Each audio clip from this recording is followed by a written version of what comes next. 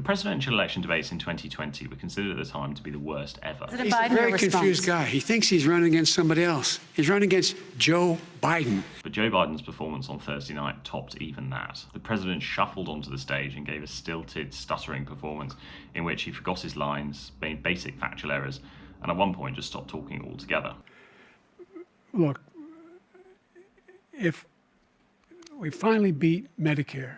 Already in Democrat circles, there are people who are saying he can't be the man to lead the party into the 2024 election, which is happening in 5 months' time. In fact, in August, Joe Biden is set to receive the nomination formally from his party, having already won the Democrat primaries.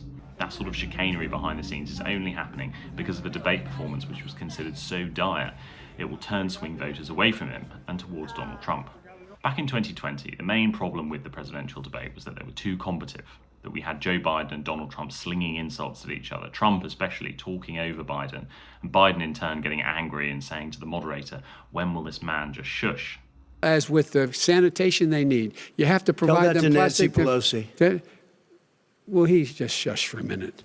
That was considered quite an unedifying way to conduct a presidential debate, and voters on the whole want to hear more about policy issues. They want to hear what candidates have to say about the issues facing their country, rather than them just slinging insults at each other.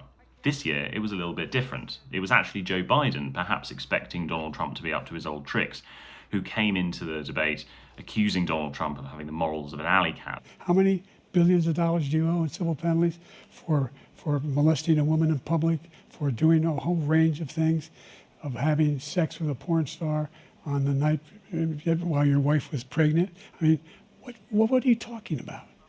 You have the morals of an alley cat. There were new rules about this debate, which meant that the two men couldn't talk over each other. They had microphones which cut off at the end of their allotted time. And that played to Donald Trump's strengths. It allowed him to look like the more reasonable man, to stop speaking at the end of his answers and let Joe Biden simply talk. Well, it proved to be a very effective strategy, because Joe Biden simply talking meant Joe Biden was trailing off on his sentences, not being able to finish the thoughts that he was making, and failing to land some of those character assassinations that he'd clearly scripted in advance. My son was not a loser, was not a sucker. You're the sucker. You're the loser. Back in 2020, during those presidential debates, there already were some concerns about Biden's age. But 4 years on, aged 81, it's clear now that the president's mental abilities, or at least his ability to perform on stage, is significantly worse than it was back in 2020. This time, Donald Trump didn't need to attack him for it. Trump just sat back and let Biden talk. And that was the most damaging attack of all.